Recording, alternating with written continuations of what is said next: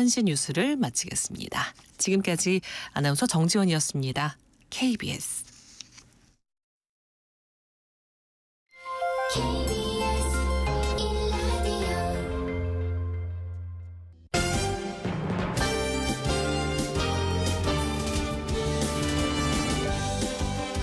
KBS 1라디오 신성원의 오늘 세계는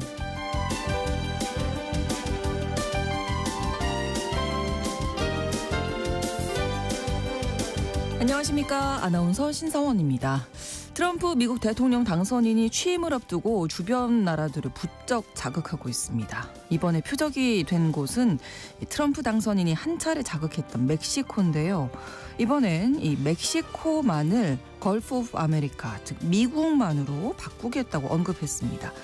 사실 이름을 정말 바꾸겠다는 것보다는 멕시코가 불법 이민자 문제 등을 해결하라 이런 압박용 카드로 보이지만 우리나라처럼 지명 때문에 국제 분쟁을 겪는 국가들이 많다는 점을 생각해보면 가볍게 볼 사안은 아닌 것 같습니다. 트럼프가 쏘아올린 멕시코만 논란과 영토 분쟁 지역의 지명 표기 문제, 잠시 후 수상한 GPS에서 짚어봅니다.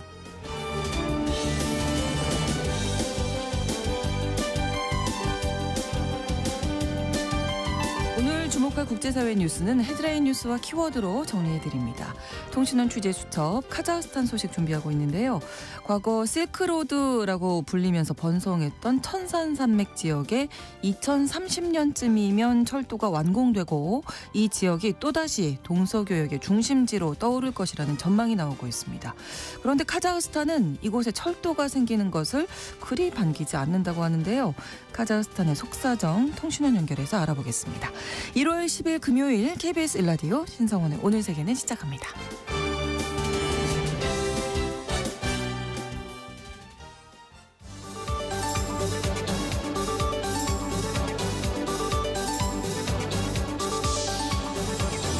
오늘 세계는 헤드라인 뉴스. 미국 로스앤젤레스에서 발생한 산불이 강풍을 타고 사흘째 계속되는 가운데 현재까지 5명이 사망하고 18만 명에게 대피령이 내려졌습니다. 경제적 손실은 약 500억 달러, 우리 돈으로 70조 원을 넘어설 것으로 추정되고 있는데요. 주 LA 총영사관은 이번 화재로 인한 한인의 인명피해는 아직 없는 것으로 파악됐다고 밝혔습니다. 젤렌스키 우크라이나 대통령이 서방 지원국들에 군대를 보내달라고 요청했습니다. 젤렌스키 대통령은 우리의 목표는 러시아의 평화를 강제할 수단을 최대한 많이 찾는 것이라면서 파트너들의 파견대 배치가 최선의 방법이라고 생각한다고 말했는데요.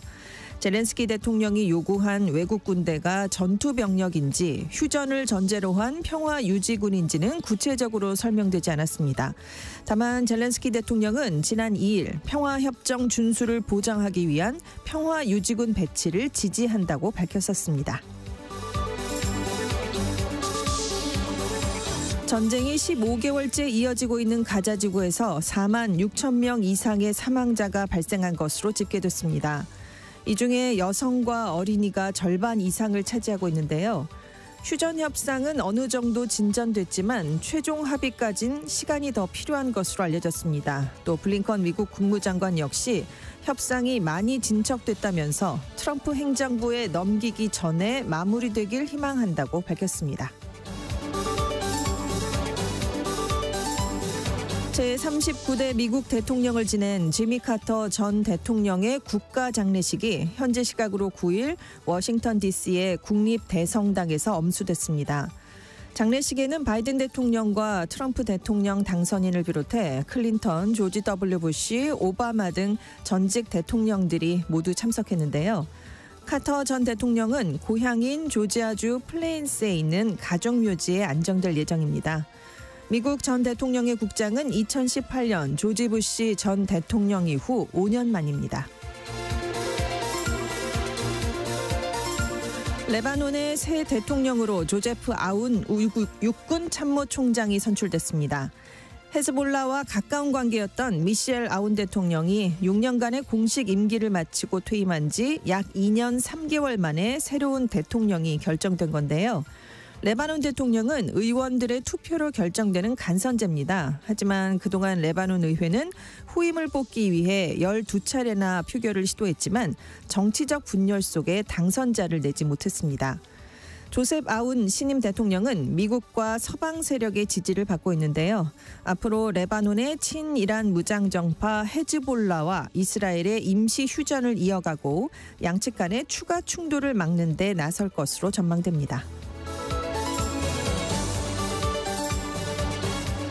오늘의 헤드라인 뉴스 외신캐스터 전주현 씨가 전해주셨습니다. 이번에는 키워드로 정리한 국제사회 소식 살펴봅니다.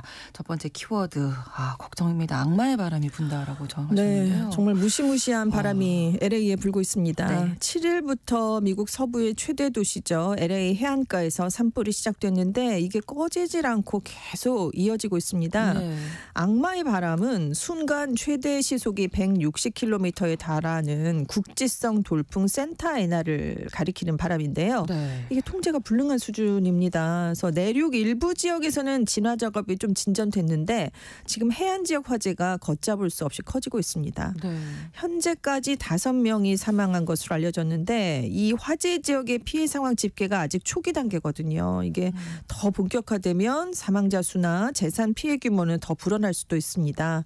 그리고 이제 유독한 연기 흡입에 대한 우려가 커지면서 대도시 권역 전체에서 약 18만 명에게 대피령이 내려져 있는데요. 네. 지금 LA 카운티에서 9일 오전 9시 기준으로 5건이나 대형 산불이 이어지고 있습니다.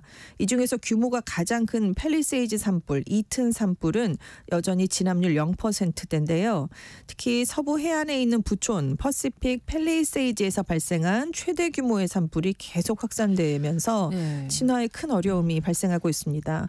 그래서 8일 밤까지 64제곱킬로미터 수준이었는데요. 이 산불 면적, 피해 면적이요. 네. 이게 9일 오전 9시가 되니까 70제곱킬로미터로 더 커졌습니다. 그래서 지금 이 산불이 LA 역사상 가장 파괴적인 자연재해 중에 하나다라는 얘기가 나오고 있는데요. 네. 오늘도 계속해서 최대 시속 97km의 돌풍이 불 것으로 예상이 되고 있습니다. 그리고 한인들이 많이 살고 있는 곳이 LA 카운티 동부 내륙 지역인데 네. 여기에서 발생한 산불이 이튼 산불이거든요. 네. 그나마 43제곱킬로미터의 피해를 입힌 이후에 여기서는 확산이 좀 멈췄습니다. 네네. 하지만 이 지역의 화재 발원지인 알타데나 일대가 초기에 불길이 정말 빠르게 확산이 됐습니다. 그래서 수색이 본격화되면 피해 규모가 좀 많이 커질 것 같은데 현재까지 확인된 산불 사망자 5명도 다 여기서 발생을 했기 때문입니다. 그래서 9일 오전 11시 기준으로 LA 카운티에서는 전체 가구의 5.6%에 해당하는 20만 9천여 가구의 전기 공급이 끊겨 있는데요. 네. 지금 이번 화재로 수천 채의 건물도 소실된 것으로 추정되고 있습니다. 그래서 금융회사 JP모건 체이스가 이번 LA 카운티의 산불로 인한 경제적 피해가 현재까지 500억 달러, 우리 돈으로 약 73조 원에 육박할 것이다. 이런 추산치를 내놨습니다. 화재 피해가 이렇게 커진 이유는 어떻게 분석되고 있습니까? 말씀드린 것처럼 악마의 바람이 좀 컸습니다. 그리고 이제 기후 변화 여파가 미치면서 사실 이곳이 겨울에 우기를 맞아야 되는데요. 그렇죠. 네, 네. 캘리포니아 남부 지역이 150년 만에 가장 건조했던 점도 꼽히고 있습니다. 이 지역에서요 작년 5월 이후에 2.5mm 이상 비가 내린 적이 없다고 합니다. 매우 건조했군요. 그렇습니다. 네네. 그리고 지역의 화재 진압 시스템이 기후 변화에 따른 극한 재난에 대처하지 못한 것도 이제 하나의 원인으로 꼽히는데 지금 퍼시픽 팰리세이즈 고지대에 있는 소화전이 수요가 급증하면서 수압이 많이 떨어졌거든요. 그래서 물이 있었는데 네, 저수지에 네. 물을 못 끌어왔습니다. 초기 진화를 놓쳤어요. 그래서 지금 LA 수도망이 극단적 산불 진화에 맞춰서 다시 설계돼야 되는 게 아니냐. 이제는 이 점을 고민해보자라는 얘기가 이번에 나왔고요. 네. 트럼프 대통령이 화재 원인을 친환경 정책을 편 뉴섬 민주당 출신의 주지사 탓으로 또 돌렸습니다. 이 주지사가 샌프란시스코 만에 있는 멸종 위기종인 델타 빙어를 보호하려고 델타만에서 수백만 갤런의 물이 캘리포니아 곳곳으로 흘러갈 수 있도록 하는 이른바 물 복원 선언에 서명 해명하길 거부했기 때문에 LA 곳곳에 있는 소화전에 물이 없었다 이렇게 주장을 했거든요.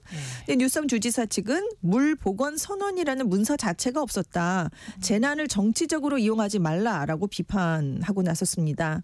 한편 기후변화로 이 캘리포니아 지역 산불이 그러니까 산업화 시대인 18세기 후반에서 19세기 초반 이전보다 이제 산불이 증가할 가능성이 25%나 증가했다라는 연구 결과도 있는데요. 네.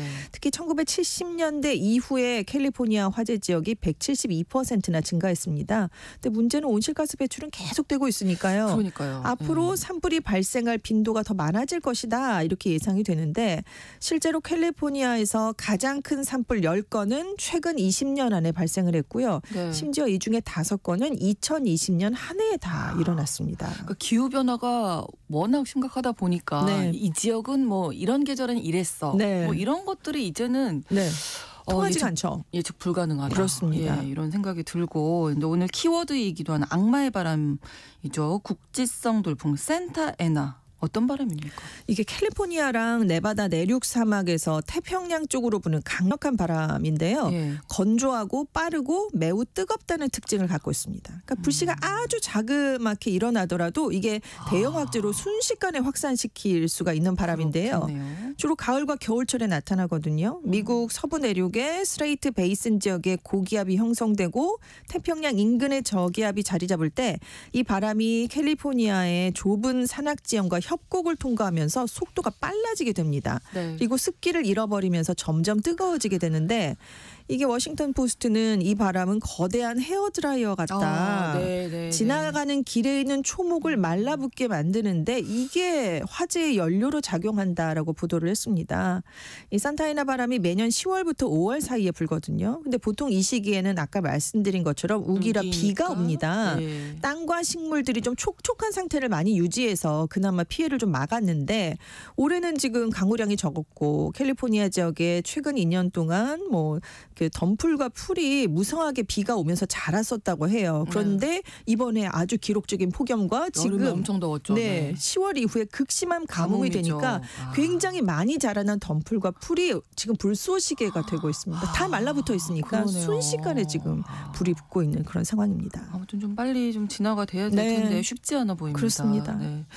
자, 다음 키워드가 님이란 글자에 점 하나만 찍으면 남이라는 게 이게 유행가 가사잖아요. 그렇습니다. 예. 굉장히 친한 사이인데 네. 이게 아주 작은 걸로도 아주 반대가 될 수 있다는 그렇죠. 얘기잖아요. 예. 이게 지금 트럼프 당선자 때문에 유럽과 미국의 관계가 이렇게 될 수 있다라는 얘기가 나오고 있습니다.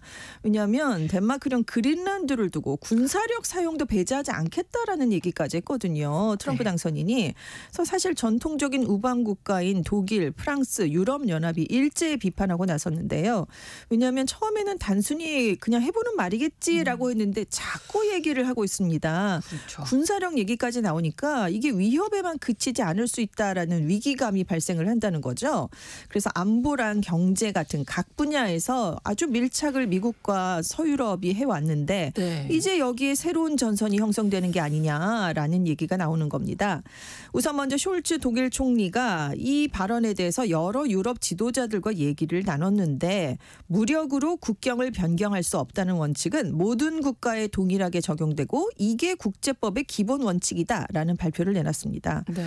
유엔 원장 2조가 국가 간 분쟁 해결에서 원칙적으로 무력 사용을 금지하고 있는데 이걸 말하는 걸로 보이고요. 네. 그래서 지금 푸틴 러시아 대통령이 이 원칙을 깼는데 이 트럼프의 발언은 우크라이나를 무력 침공한 푸틴과 다를 게 없는 게 아니냐 이렇게 비판을 내놨고요. 네. 장 노엘 바로 프랑스 외무장관도 EU는 세계 어느 나라든 유럽의 국경을 침해하는 걸 허용하지 않을 것이다 라면서 EU 조약 42조 7항을 언급했습니다. 근데 이 조항은 EU 회원국의 영토가 타국의 무력 침공을 받으면 다른 회원국들이 가능한 모든 수단으로 지원하는 내용입니다. 네. 사실상의 상호 방위 조약이거든요. 그러니까 미국이 그린란드에 군대 보내면 EU도 군사적 대응할 수 있다라는 걸 이제 돌려서 얘기를 한 겁니다.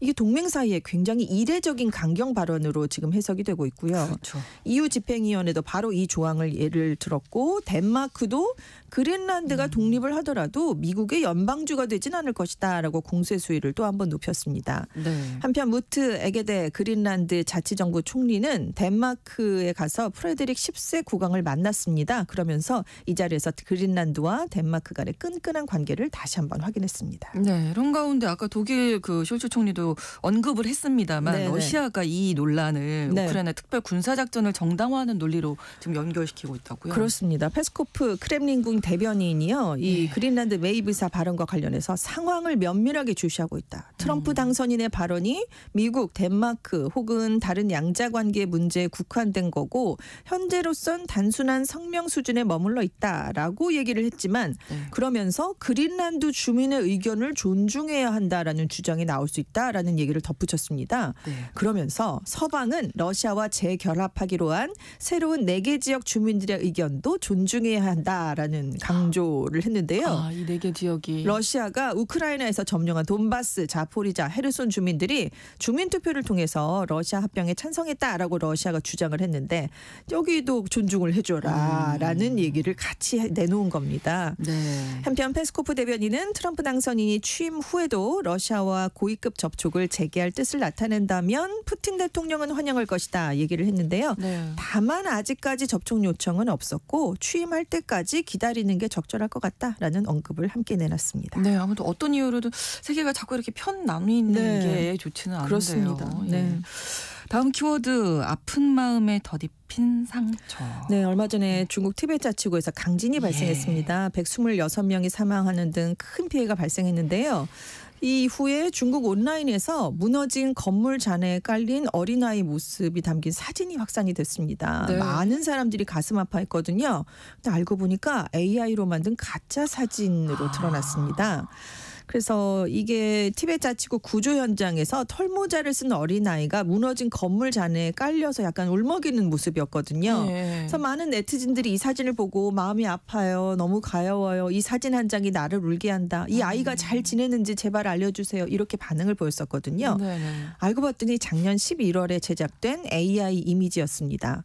실제로 사진을 자세하게 살펴보면 아이 손가락 개수가 6개로 돼 있어요. 좀 어색한 좀 가짜 사진이라는 그런 부분들이 있었는데 네. 중국 최대 포털 바이두와 웨이보에서도 지진 잔해에 깔린 모자 쓴 아이 사실 AI 이미지였다라는 내용이 실시간 검색의 순위에 오르기도 했는데 이게 금세 사라졌습니다.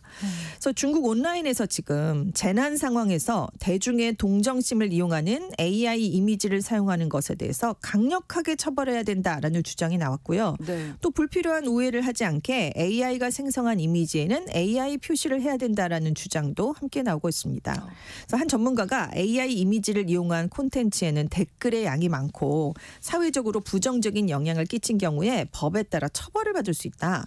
다만 사진을 공유하는 온라인 플랫폼에서 AI 이미지로 의심된다라는 내용의 경고를 신속하게 하지 않은 건 네. 현재 우리가 갖고 있는 시스템의 허점이다라는 지적을 함께 내놨습니다. 그 예전에는 네. 뭐 그림은 조금 그럴 수 있어도 네, 네. 사진은 현실을 반영한다 이렇게 그렇습니다. 우리가 믿잖아요. 그렇습니다. 근데 지금은 그게 어렵다. 네. AI로 그렇습니다. 이렇게 합성된 이미지일 수 있으니까요. 그러니까 2번 상처를 입으신 거죠. 안타깝다고 생각했는데. 그러니까요. 네, 이걸 또 이용한다니라면서. 재난 상황에서는 네. 좀 자제해 그렇습니다. 주시기 바랍니다. 네.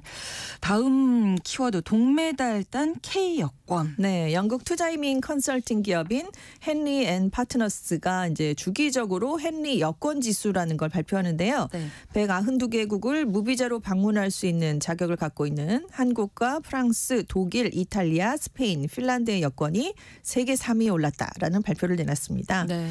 이곳이 국제항공운송협회의 무비자 또는 입국 시 비자 발급 가능 같은 자료를 바탕으로 매년 상하반기마다 여권 지수를 내놓거든요. 근데 우리나라가 그동안 싱가포르, 일본과 함께 최상위권을 유지해 왔습니다. 2021년부터 2024년까지는 세계 2위였거든요. 근데 이제 무비자로 입국이 가능한 지역에 좀 한 곳이 좀 줄었습니다. 193곳에서 192곳으로 줄면서 순위가 한 단계 하락을 했습니다. 네. 올해 1위는 싱가포르 여권이었습니다. 2년 연속 1위인데요. 지금 싱가포르의 매력적인 빨간색 여권을 소지한 사람은 세계 227곳 중에 195곳을 비자 없이 찾아갈 수 있다라고 CNN이 설명을 했습니다. 네. 2위는 일본 여권이었어요. 우리나라보다 딱 한 개국만은 193개국을 무비자로 갈 수가 있습니다. 그리고 아프가니스탄 여권은 26곳에서만 비자가 면제돼서 최하위를 기록을 했고요. 그리고 한때 세계 최강 여권 파워를 자랑했던 미국이 이제 무비자로 입국이 가능한 지역이 186곳이 돼서 네. 에스토니아와 함께 공동 9위가 됐습니다. 작년보다 2단계나 떨어졌거든요. 그래서 헬리앤 파트너스가 놀랍게도 미국은 베네수엘라에 이어서 2015년에서 2025년 사이 두 번째로 큰 하락세를 기록한 나라가 됐다. 라고 분석을 했습니다. 네. 자, 다음 키워드 자연으로 돌아가는 크리스마스 트리네요. 크리스마스 지나고 나면 부피가 좀 크니까요. 이 그렇죠. 트리들을 어떻게 처리할까. 물론 재활용하시는 분들 계시지만 이 고민을 했던 곳이 이제 캐나다였는데 네. 왜냐하면 캐나다는 많은 가정이 생나무를 그러니까 썼기 진짜 때문에 나무로 네, 그렇습니다. 꾸미더라고요. 그래서 연말이 지나면 트리들이 그냥 버려지거나 아니면 처치가 곤란한 쓰레기가 되는 경우가 많았는데요. 네. 이게 이러다 보니까 최근 몇 년 동안 이걸 이렇게 하지 말아보자라면서 창의적인 아이디어들이 좀 등장을 했습니다. 네. 재활용 프로그램들인데요. 퀘벡에서는 주민들이 트리들을 모아서 근처에 있는 염소 농장에 보내는 프로젝트가 있습니다. 올해 80그루 이상을 모았다고 하는데요. 이 염소들에게 이 먹는 나무들이 거군요. 섬유질이 풍부한 식사를 변신할 수가 있대요. 그리고 겔프와 웰링턴 카운티에서는 트리를 모아서 이제 분해를 하게 됩니다. 네. 그래서 이 나무들을 지역 사회에 산책로를 복원한다던가 개울 복원, 또 벤치 복원 이런 곳에 다양한 환경 복원 프로젝트에도 이용을 하고 네. 주민들이 한 15,000원 정도 내면 이제 수거를 해간다고 해요. 그래서 작년에 3,600그루 이상 수거가 돼서 우리 돈으로 9,300만 원 이상의 돈이 모였는데요. 네. 이 돈으로 지역 어린이와 청소년을 지원하는 프로그램에 썼다고 합니다. 네네. 그리고 위니펙에서는 크리스마스 트리를 지구를 위한 선물로 재활용하는 프로그램이 진행되고 있는데요. 지난 33년 동안 42만 5천 그루 이상의 트리를 작은 나무 조각으로 만들어서 주민들에게 무료로 제공을 했답니다. 그래서 주민들이 가져가면 정원에 덮어서 잡초를 막는다거나 토양의 수분을 유지하는 데 쓰거나 장식용으로 활용을 하면서 다양하게 재활용하는 데 쓰고 있다고 합니다. 알겠습니다. 네. 오늘 소식 여기까지 듣겠습니다. 헤드라인 뉴스와 키워드 외신캐스터 전주현 씨와 함께했습니다. 고맙습니다. 네, 감사합니다. KBS 라디오 신성원의 오늘 세계는 1부 마무리하겠습니다. 11시 30분부터 일부 지역에서는 해당 지역 방송 보내드립니다. 루이 암스트롱과 엘라 피츠제럴드가 함께 부른 Let's Call the Whole Thing Off 함께 듣겠습니다. Things have come to a pretty pass. Our romance is growing flat. For you like this and the other, while I go for this and that. Goodness knows what the end will be. Oh, I don't know where I'm at.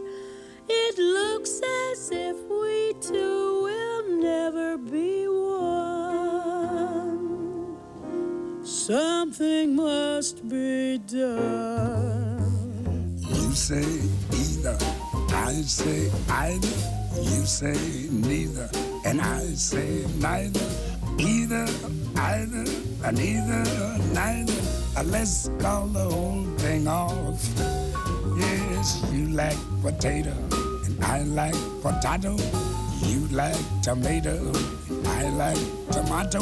Potato, potato, tomato, tomato. Let's call the whole thing off. But oh, if we call the whole thing off, then we must part. And oh, if we ever part, then that might break my heart.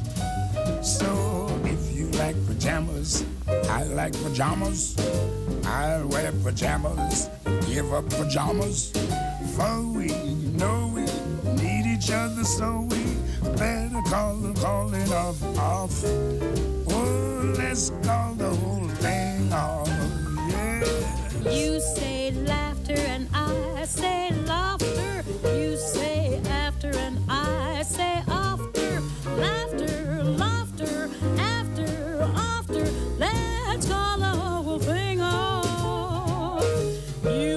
vanilla and I like vanilla. You sarsaparilla and I sarsaparilla. Vanilla, vanilla, or chocolate strawberry. Let's call the whole thing off. But oh, if we call the whole thing off, then we must part. And oh, if we ever part, then that might break my heart. So if you go for oysters and I go for oysters, I'll order oysters and cancel the oysters. For we know we need each other, so we better call the calling off. Let's call the whole thing off. Yes, you say either. And you say either. You say neither. And you say neither. 지금 시각은 11시 30분입니다. KBS Ladies and gentlemen. 국제사회의 다양한 뉴스를 한눈에 KBS 1라디오 신성원의 오늘 세계는 세계를 바로 보는 최소한의 투자입니다.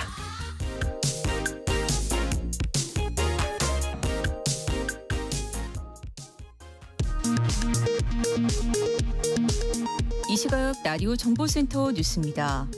윤석열 대통령에 대한 체포영장 집행을 방해한 혐의를 받는 박종준 대통령 경호처장이 오늘 경찰에 출석해 조사를 받고 있습니다. 박 처장은 지난 4일과 7일 경찰의 2차례 출석 요구에는 응하지 않았습니다. 윤석열 대통령에 대한 2차 체포영장 집행 시도를 두고 공수처가 고심을 이어가고 있는 가운데 경찰은 내부적으로 수도권의 형사기동대 마약범죄 수사대, 반부패 수사대 등의 수사관 동원령을 내려놓은 상태입니다. 오는 14일 윤석열 대통령 탄핵심판 첫 변론기일이 열릴 예정인 가운데 헌법재판소가 시민 안전을 우려해 현장 방청권 선착순 배부를 중단하기로 했습니다. 헌재는 방청권 현장 배부를 중단하는 대신 자녀 좌석은 온라인 방청 신청을 받아 배포할 방침입니다. 한일 외교장관 회담이 오는 13일 서울에서 열립니다. 양국 장관은 한일 국교 정상화 60주년인 올해 안정적인 관계를 이어나가는 데 뜻을 모을 것으로 예상됩니다. 질병관리청은 독감 환자 수가 한 주 전보다 1.4배 늘었고 4주 만에 13.7배 급증했다고 밝혔습니다. 질병청은 어르신, 임신부, 12세 이하 어린이들은 늦었다고 생각하지 말고 지금이라도 독감 백신 접종에 꼭 참여해달라고 당부했습니다. 한국부동산원이 어제 발표한 올해 1월 첫째 주 전국 주간 아파트 가격 동향에서 서울 아파트 전셋값이 직전주보다 0.01% 내리며 하락 전환했습니다. 서울 아파트 전셋값이 내린 건 2023년 5월 넷째 주 이후 86주 만입니다. 지금까지 라디오 정보센터 뉴스 정한나였습니다.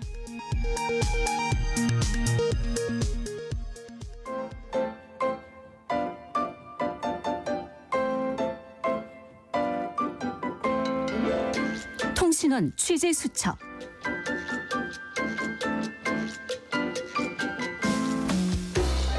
통신원 취재 수첩, 오늘은 카자흐스탄 알마티에서 소식 듣겠습니다. 김상욱 통신원 연결돼 있습니다. 안녕하세요. 예, 안녕하세요. 네, 과거의 실크로드였던 천산남로가 철도로 연결된다고요? 네, 그렇습니다. 이 실크로드는 천산산맥의 이제 북서면을 따라서 동서양을 잇던 천산북로, 그리고 그 아래쪽 천산남로, 그리고 서역남로 크게 세 길이 있습니다. 네. 그런데 천산산맥의 동해에서, 그러니까 중국과 중앙아시아 국가들을 잇는 철로 착공식이 사업 구상을 시작한 지 20여 년이 넘어서 열렸습니다. 그래서 이제 화제가 되고 있는데요. 네네. 이 철도 착공식은 지난 27일 키르기스탄의 서남부에 위치한 국경 도시인 잘랄라바트에서 열렸습니다. 네. 이 철도는요, 중국 신장 위구르 자치구 카슈가르에서 출발해서 네. 키르기스탄의 남부를 거쳐서 우즈베키스탄 동부 도시인 안디잔까지 이제 이릅니다. 네.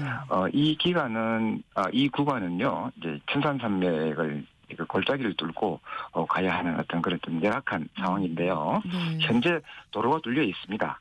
그렇긴 하지만은 이제 우산인 관계로 겨울철에는 도로 결빙 그리고 눈보라 때문에 도로가 자주 폐쇄됩니다. 그래서 이제 원활한 물류 이동이 좀 어려운. 그래서 교통 오주로 이제 손꼽히는데요. 네.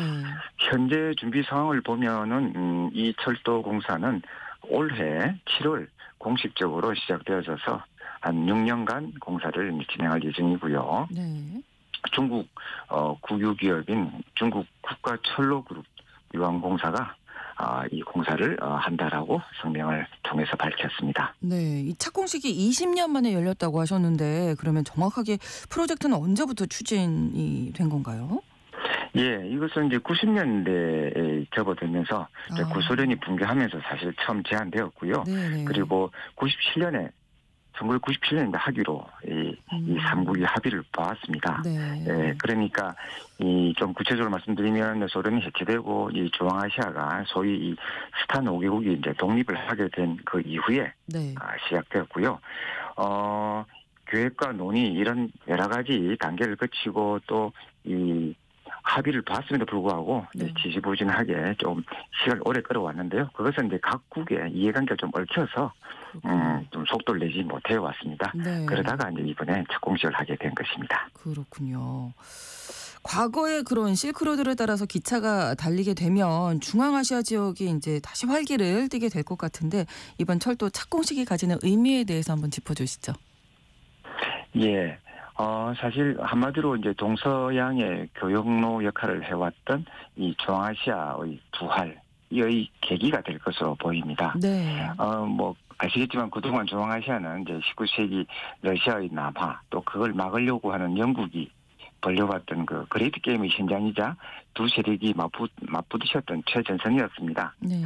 또 동서냉전 시기에는 중국과 소련 그러니까 중소분쟁으로 인해서 다시 한번 소련과 중국의 최신 미사일 부대가 서로를 겨누는 전선이 형성되면서 이 동서양의 교량 역할을 못해왔습니다. 네. 그런데 이제 이 철도가 완성이 되면 동서교역로로서의 역사적 기능을 다시 하게 될 것으로 예상됩니다. 네, 이런 의미를 가지는 건데 카자흐스탄이 이 철도 프로젝트 그렇게 반기지는 않는다면서요? 그렇습니다. 이제 공식적으로 반대 입장을 밝히지는 않았습니다. 네. 그렇지만 카자흐스탄은 사실상 이 철길이 연결되면 기존의 이제 천산산맥의 북서면을 따라서 다시 말해서 카자흐스탄을 지나가는 이 철길의 영향력이 네. 그만큼 줄어들거든요. 네, 그래서 뭐 공식적으로는 이제 반대 입장을 밝히지 않지만 카자흐스탄 입장에서는 그리 반가운 소식이 아닙니다. 네. 예. 그리고 또 이 뭡니까? 그 애초에 또 이 중국은요. 네. 이 철도 건설 프로젝트에 큰 관심을 보였다가 다시 관심을 좀 걷어들이는 그런 어떤 스탠스를 취했습니다. 왜냐하면은 러시아와 카자흐스탄의 어떤 그런 눈치를 조금 봐야 되는 입장이었고요. 네. 또 하나는 이제 중국 입장에서 보면 사실 건설 비용이 이 수많은 터널과 또 네. 교량을 건설해야 되기 때문에 건설 비용이 만만치 않습니다. 예. 이 프로젝트의 실효성, 경제성 여부 때문에 중국이 사실 조금 이 적극적인 입장을 처음에 취했다가 좀 걷어들이는 네. 그런 스탠스를 취해온 원인이고요. 네. 결국 이 중앙아시아 남부 지역이 이제 중국의 영향력 하에 좀 들어가는 아무래도, 그런 그렇죠. 아무래도 그렇게 계기가 될 것 같습니다. 네네.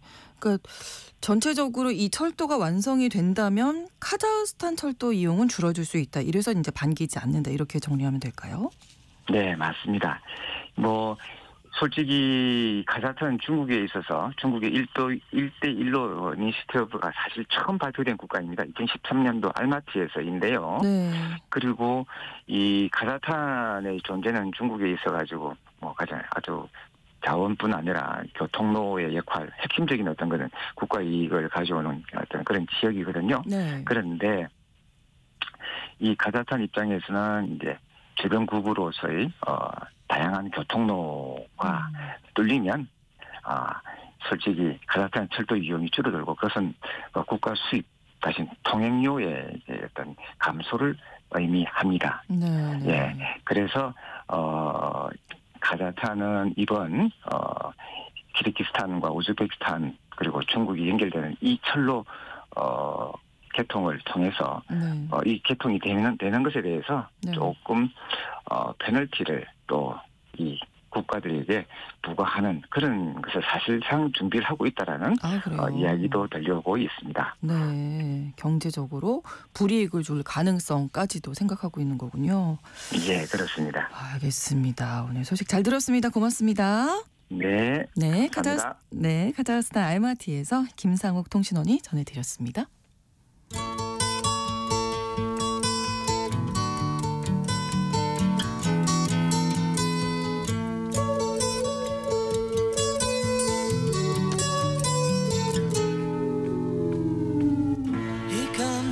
넓은 지구촌의 한 지역, 장소를 중심으로 우리가 주목할 이야기 전해드리는 시간입니다. 글로벌 이슈 구정은의 수상한 GPS, 구정은 국제전문기자와 함께하겠습니다. 어서 오세요. 안녕하세요. 자, 어제도 저희가 전해드린 바가 있는 이 멕시코만에 대한 이야기로 오늘 예, 준비하셨다고요. 갑자기 우리가 멕시코만 뉴스에서 지금 계속 나오고 있습니다. 예, 사실 지리 시간에 네. 많이 들어봤잖아요. 네, 네, 멕시코 만료 이런 것도. 그러니까 한마디로 미국의 남쪽 네. 멕시코가 있는 곳, 그 거대한 만이죠. 그렇죠. 이번에도 참 이 도널드 트럼프 대통령 당선인이 아름다운 울림이 있는 아메리카만으로 바꾸겠다. 예. 이거 참 물론 뭐 나라마다 뭐 우리도 뭐 동해, 일본의 네, 이익이 네. 있고 뭐 나라마다 다 이유는 있는데 이게 우리는 좀 역사적인 문제 이런 것들이 있어서 얘기를 하는 건데 그렇죠. 이 멕시코만이라는 이름을 미국인들이 정말 너무나 싫어하고 멕시코에 무슨 악감정이 있어서 그런 건지 아무 역사적인 배경이 있는 건지 참 의문이 드는데 갑자기 나온 이야기라서. 예, 지금 사실 예. 그 좀 전에 전해주셨지만 그 그린란드 네 나라에서부터 네. 그러니까 너무 말이 안 되잖아요. 그런데다가 최근에 그 총리 사임하기로 한 그 캐나다의 저스틴 트루도 만났을 때 캐나다를 미국의 51번째 주, 캐나다 총리는 주지사 아니냐. 그래서 지금 외국 언론들이 다들 트럼프가 네. 서방구 한마디로 서고 네. 지도를 다시 그리려고 한다. 근데 이게 맘대로 되는 게 아니거든요. 그리고 당하는 나라 입장에서는 예. 얼마나 기가 막히겠어요. 예.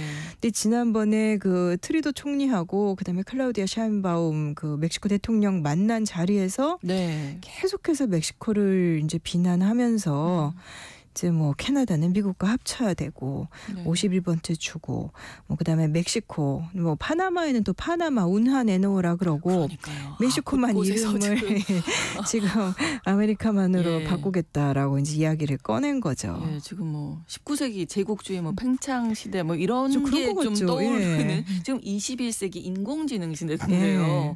자, 일단 그 이유를 좀 알아볼까요? 사실 이게 딱히 이유가 없죠. 예를 들면 미국인들이 멕시코에 대해서 너무나 미국인들은 우리는 뭐 멕시코 좋지 예를 않은 들면 감정이 있다. 뭐 그래가지고 뭐 멕시코란 이름도 쓰기 싫다. 예. 근데 저는 옛날에 조지 W 부시 행정부 때 뭐 그때 프랑스가 이라크전 반대하니까 프렌치 프라이드 포테이토 그 감자튀김 프렌치 쓰지 말자 미국의 우파 일각에서 그랬었거든요. 조금 그런 것 같기도 하고 그거 예. 이제 해프닝으로 끝났는데 근데 원래 트럼프 대통령 일기 때 그때도 이제 멕시코랑 갈등이 많았죠. 예. 뭐 이민자 뭐 통제라든가 계속 뭐 그 얘기는 관세 나오죠. 문제 네네네. 뭐 그거는 이해가 갑니다. 근데 그때 뭐 장벽 건설할 거니까 멕시코가 돈 내라 뭐 이랬는데 이번에 이 지명은 조금 좀 뜬금없다는 생각이 드는데 일단 멕시코만이라는 곳 해저의 이제 타원형 분지죠. 네. 굉장히 큽니다. 한 160만 제곱킬로미터 정도 된대요. 이 바다 이 면적이. 네.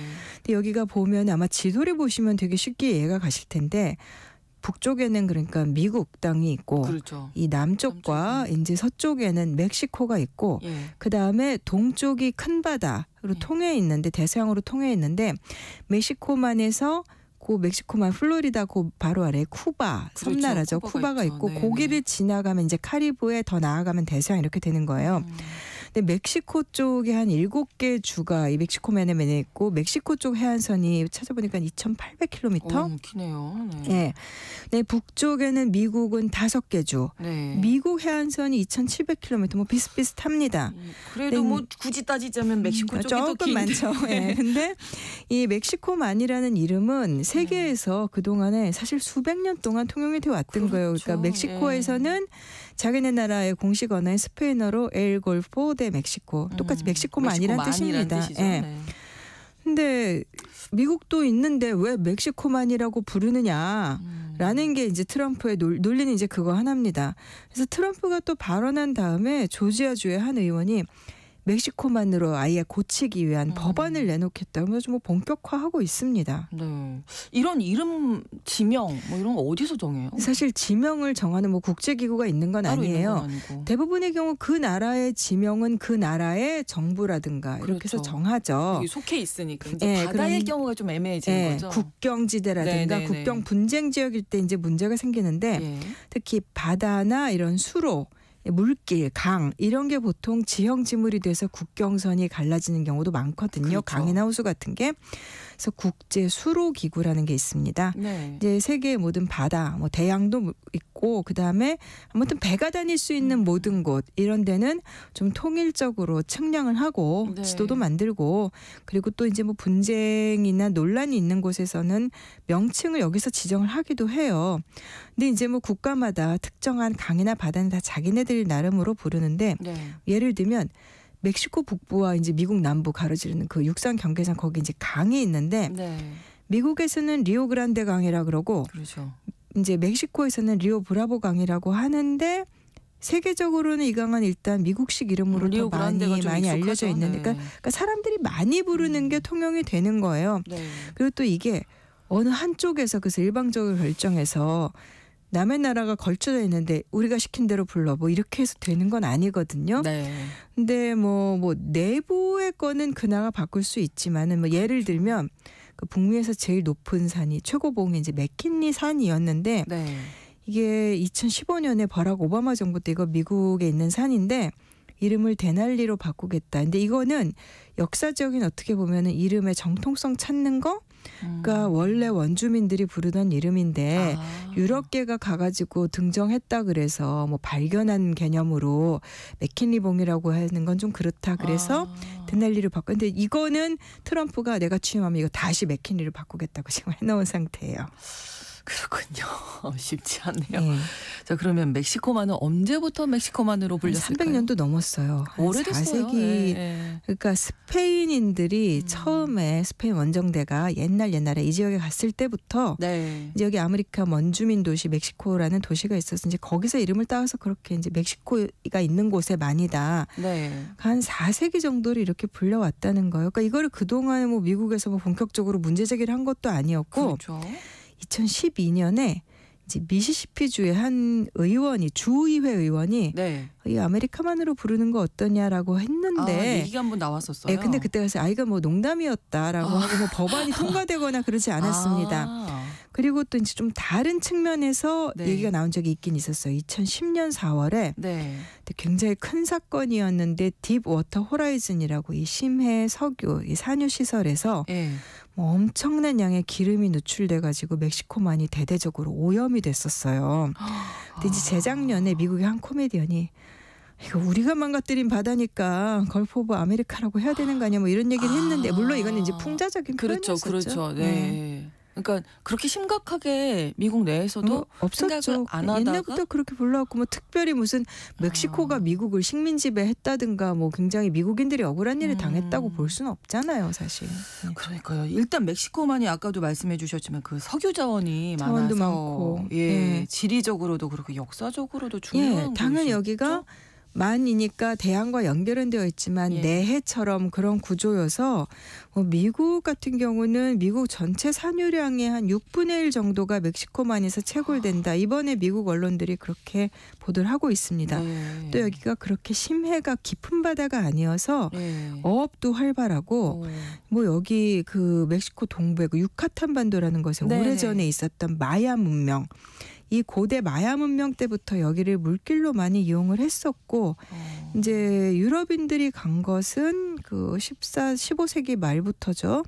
근데 뭐 그때 크리스토퍼 콜럼버스 보통 이제 신대륙을 뭐 발견이라 그러면 사실 말은 안 되는 거지만 아무튼 그때 처음 갔을 때 그때 콜럼버스 원정대 같은 경우는 이제 카리브해 섬들 정도에 갔었고 멕시코만 안쪽으로까지 들어가지는 못했다 그래요. 네. 근데 그랬다가 이제 1497년에 그 이탈리아 출신 탐험가 아메리고 베스푸치 탐사대가 네. 사실 거기서 아메리카란 이름이 나온 거죠.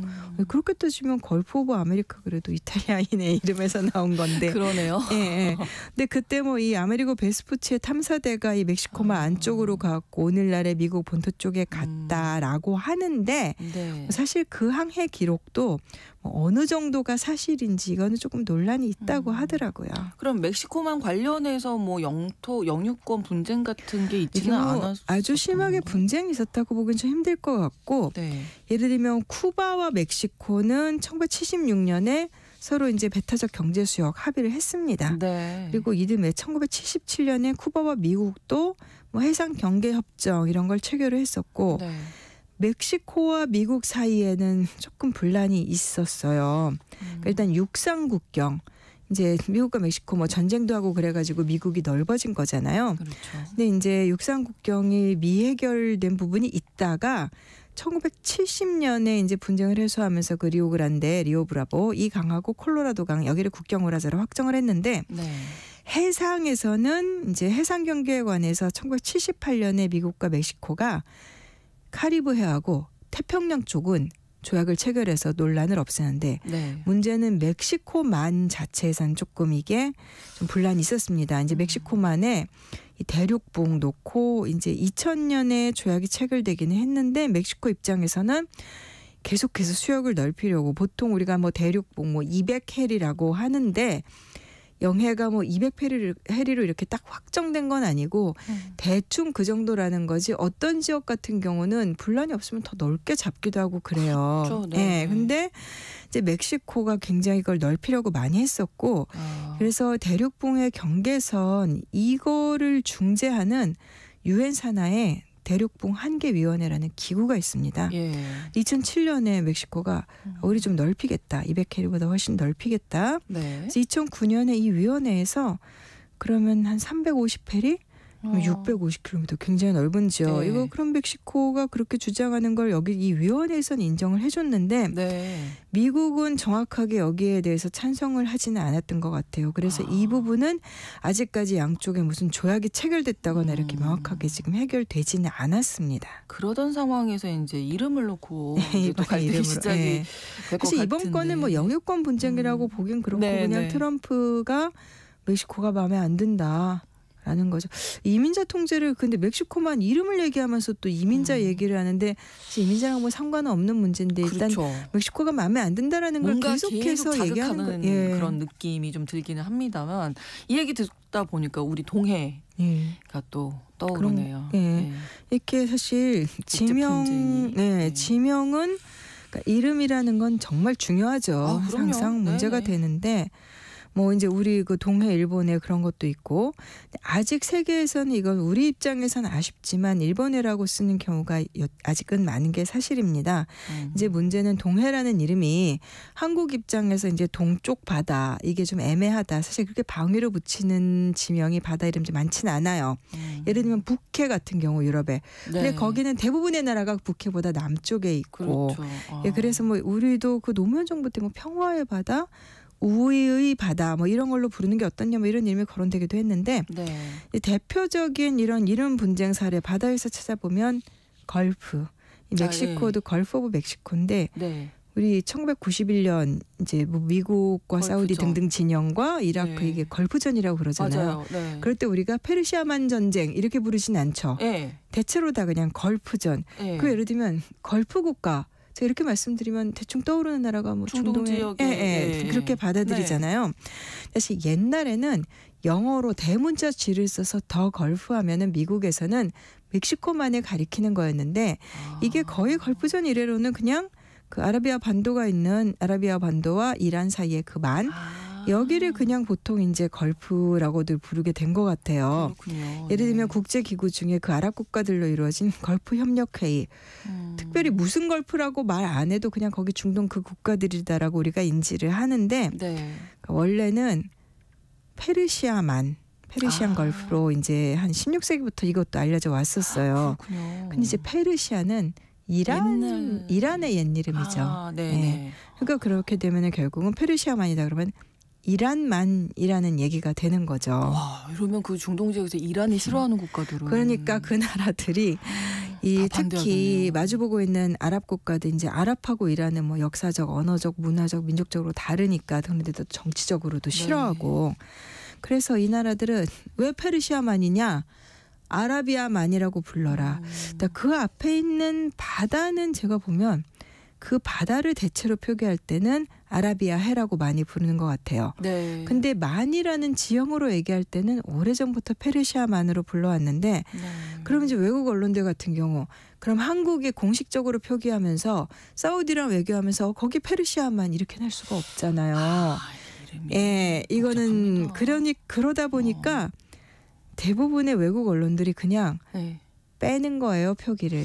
그냥 걸프 지역. 네. 이렇게 하면은 대충 그 지역으로 알아듣는 페르시아만이다, 아라비아만이다 이제 표기를 안 하는 거죠. 네. 근데 이제 이럴 때 문제가 되는 게 그러면 지도에는 어떻게 나오느냐? 그것도 이제 중요하죠. 구글 같은 경우는 이제 뭐 그럴 때 보통 구글의 원칙은 저거예요.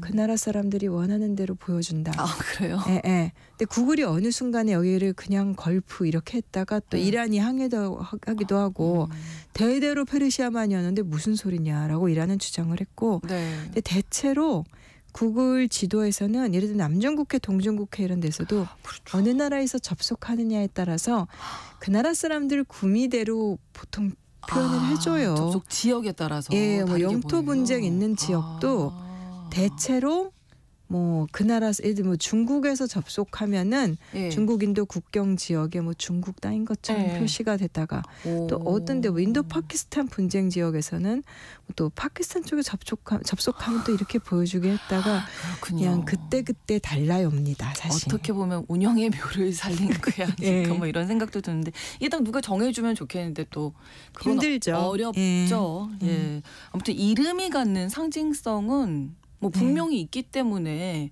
이런 이야기도 나오고 중요하게 그래서 우리도 이제 않을까. 그럴 때 그러면 독도 표기를 외국에서 접속했을 때 제3국에서 어떻게 보게 하느냐 뭐 이런 것들을 가지고 우리도 계속해서 그런 소셜미디어 업체에다가도 우리도 뭐 압력을 넣고 뭐 이렇게 하는데 그러니까 굉장히 중요한 문제인데 글쎄 모르겠어요. 이번에 이렇게 트럼프 대통령이 그렇게 평소에 문제가 됐던 지역이 아니기 때문에 멕시코만은 이런 분쟁이 없었던 곳이라서 어떻게 될지 지켜봐야 될 것 같아요. 그렇습니다.